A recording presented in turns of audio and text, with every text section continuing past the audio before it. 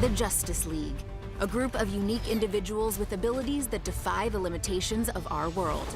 But even the most spectacular superheroes can be made stronger with the aid of technology. To create tech worthy of the Justice League, filmmakers looked at the evolution of each character to determine how science and mechanics could serve their individual needs.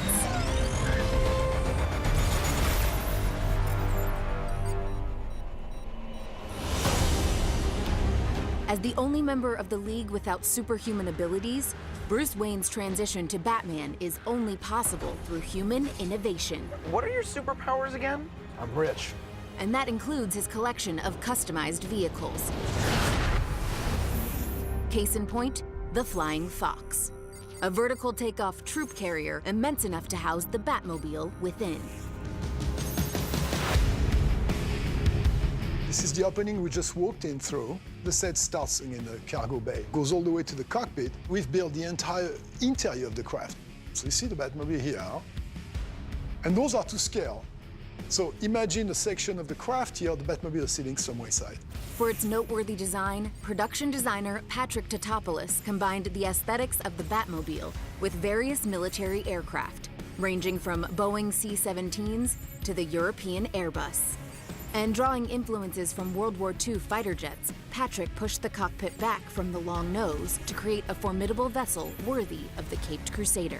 This is not a sci-fi vehicle. It's actually very much based on bombers of today's in the last 20 years. Can you tell? Prototype troop carrier. There's an aspect of it that's very grounded. See the seating area here, the netting on the back.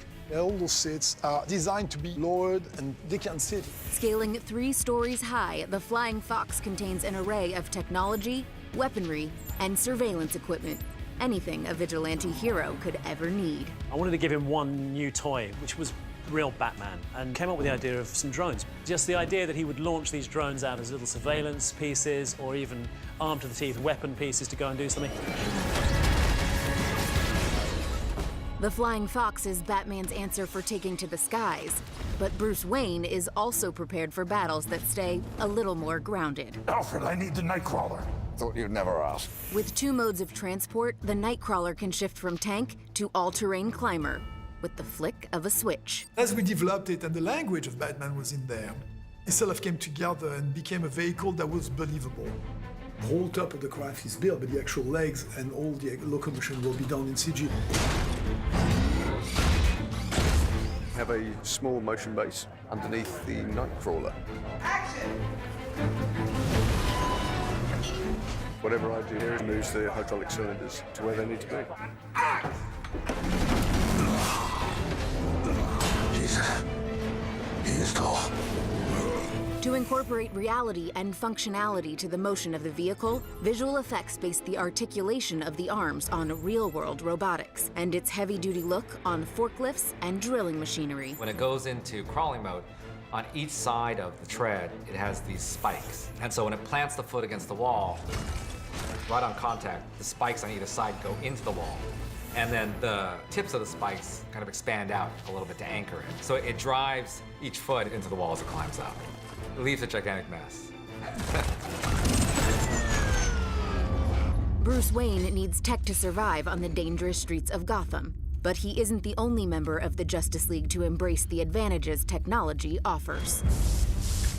As someone with an intimate interest in quantum mechanics, mechanical engineering, and electronics, Barry Allen is well equipped to design his own protective suit. It's his DIY self-preservation suit. He's trying to make something that's aerodynamic and to reduce friction as much as possible, but then something that can hold up in the high intensity speed and heat, and something that can also be grounding a lot of the currents that are coming through him because he doesn't yet know how to handle all of the current moving through him, and it's got to go somewhere. Barry's extremely intelligent and, as a young person, great with technologies. So we thought, well, what would Barry do? He's probably gone online, bought a 3D printer, researched incredible materials and things that can resist heat and energy.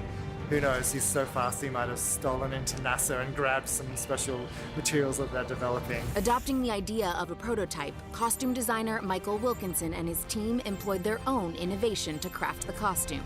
From sculpting bits by hand to using actual 3D printers, to developing custom fabrics. There's a sense with the suit that there's like lots of layers of different ideas, some parts that are sort of being very damaged as he's working things out. There's over 100 pieces that are cast and adhered to the undersuit to create this costume.